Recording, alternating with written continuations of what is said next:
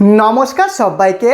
আজকের 17ই আগস্ট এবং আজকে দুপুর 12টা থেকে আপনাদের অন্নপূর্ণার 3000 টাকা আপনাদের ব্যাংক অ্যাকাউন্টে কিন্তু ঢুকতে শুরু করবে। এবারে দেখুন, আপনি কি আজকে সত্যিই টাকাটা পাবেন? মুখ্যমন্ত্রী কি জানিয়েছেন, কাদেরকে টাকা দেওয়া হবে না এবং কারা যোগ্য হওয়ার সত্ত্বেও তারা এবারে টাকা পাবে না, আর কাদেরকে দেওয়া হবে, আপনি পাবেন কি না, সম্পূর্ণটা আজকের ভিডিওতে আমি জানাবো। যদি আপনি অন্নপূর্ণা যোজনার টাকার অপেক্ষায় থাকেন তাহলে ভিডিওটিকে লাস্ট পর্যন্ত দেখুন। আপনার টাকা ঢুকবে কি না তার কিন্তু বিভিন্ন আপডেট আজকের ভিডিওতে আমি জানাবো। মেন ভিডিওতে যাওয়ার আগে আপনাদের প্রত্যেকের কাছে আমার অনুরোধ, যদি আপনি আমাদের এই পরিবারের নতুন হয়ে থাকেন অবশ্যই চ্যানেলটিকে সাবস্ক্রাইব করে ভিডিওটিকে লাইক করে আমাদের পরিবারের নতুন সদস্য হয়ে উঠুন।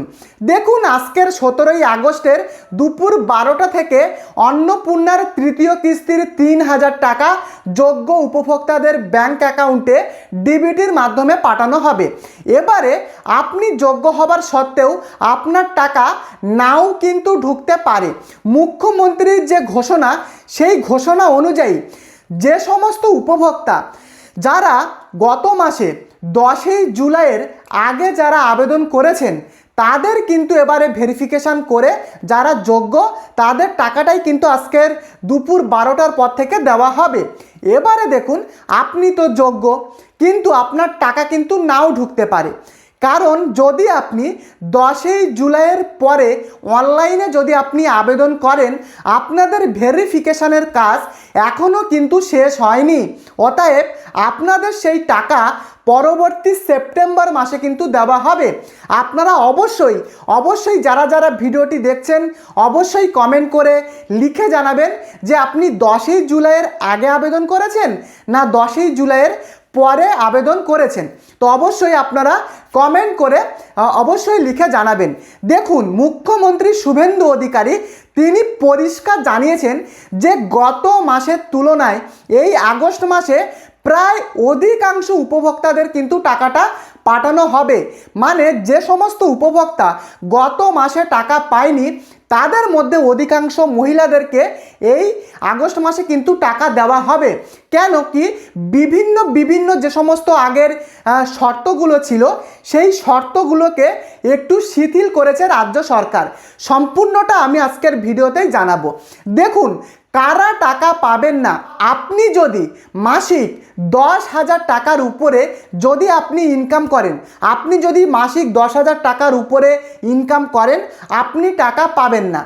আর যদি আপনার হাজব্যান্ড সে যদি কোনো কন্ট্রাকচুয়াল চাকরি করে বা কোনো পার্ট টাইম চাকরি করে, যে কোনো পার্ট টাইম হতে পারে, তাহলে কিন্তু আপনি টাকাটা পাওয়ার যোগ্য।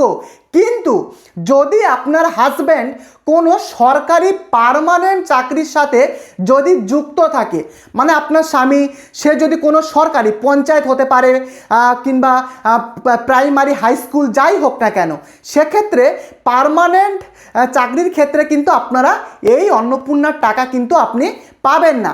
অনেকে প্রশ্ন করছিলেন যে আমার পরিবারে আগের মাসের যে নিয়মটা ছিল যে পরিবারে যে সদস্য, মানে পরিবারের যে কোনো সদস্য যদি কোনো সরকারি চাকরি করে তাহলে আমি পাবো কি না। দেখুন, পরিবারের অন্য সদস্য যদি চাকরি করে, পার্মানেন্ট চাকরি যদি করেও, সেক্ষেত্রেও কিন্তু আপনি যোগ্য। কারণ মুখ্যমন্ত্রী 11ই আগস্টে পরিষ্কার জানিয়েছেন শুধুমাত্র স্বামী যদি কোনো সরকারি পার্মানেন্ট চাকরি করে সেক্ষেত্রে কিন্তু সেই তার ওয়াইফ বা সেই উপভোক্তা সে কিন্তু পাবে না। বোঝাতে পারলাম? এবারে দেখুন, আপনার যদি 3টের বেশি পাকা রুম থাকে এবং যদি আপনি গ্রামীণ জায়গাতে বসবাস করেন, গ্রামীণ অঞ্চলে, তাহলে কিন্তু আপনি যোগ্য।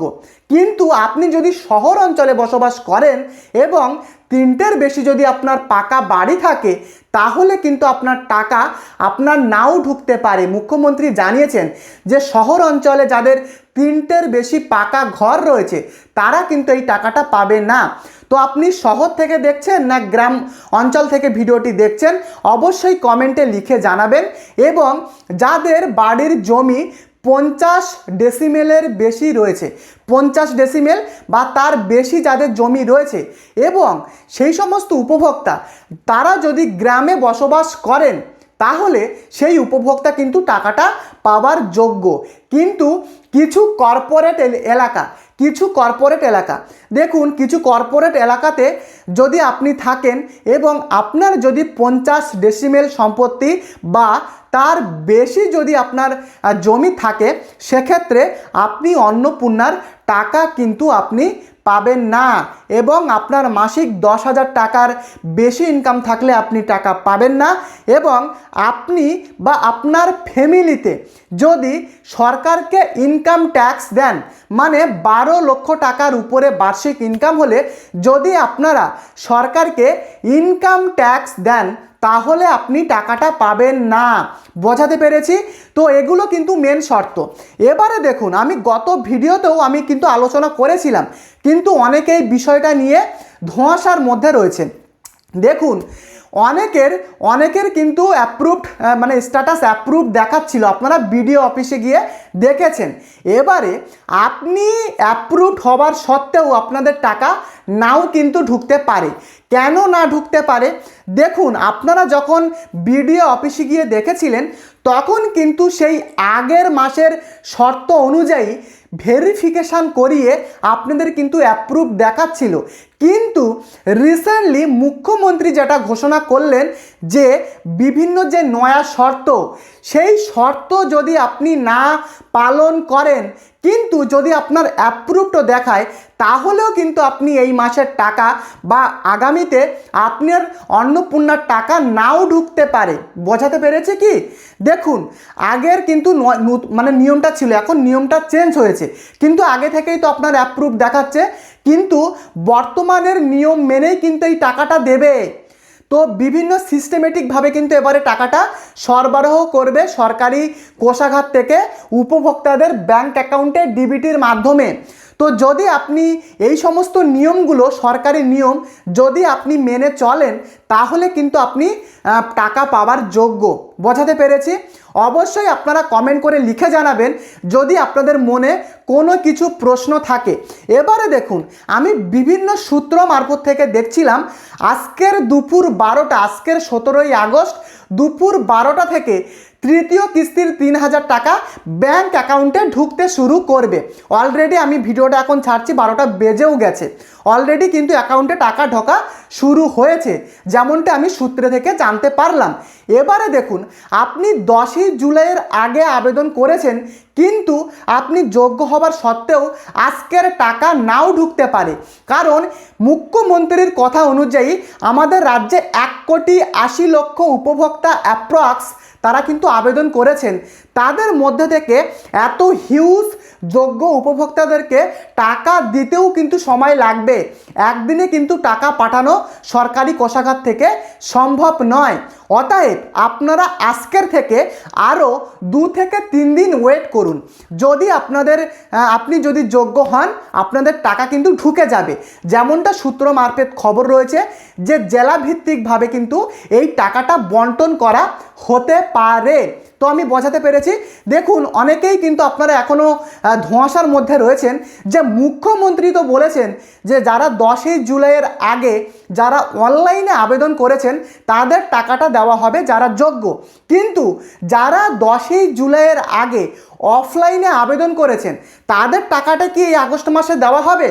দেখুন, এই বিষয়টা আমার পক্ষে বলাও সম্ভব নয়, কারণ মুখ্যমন্ত্রী তিনি নিজেও কিন্তু এই বিষয়টা বলেননি যে যারা 10ই জুলাইয়ের আগে অফলাইনে আবেদন করেছেন তাদের টাকাটা দেওয়া হবে কি হবে না।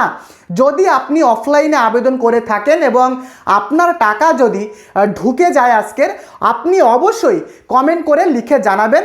আর যদি এরকম কিছু আপডেট আসে আমি সবার আগে আমার চ্যানেলে আপডেট দিয়ে দেব। তো এর পরেও কিন্তু আরও বিভিন্ন অন্নপূর্ণার আপডেট আসতে চলেছে। তো অবশ্যই চ্যানেলে যদি আপনি নতুন হয়ে থাকেন প্রত্যেককে অনুরোধ করব আমাদের পরিবারে নতুন হলে চ্যানেলটিকে সাবস্ক্রাইব করে ভিডিওটিকে লাইক করে আমাদের চ্যানেলের নতুন সদস্য হয়ে উঠুন। পরবর্তী আপডেটে দেখা হচ্ছে। ধন্যবাদ।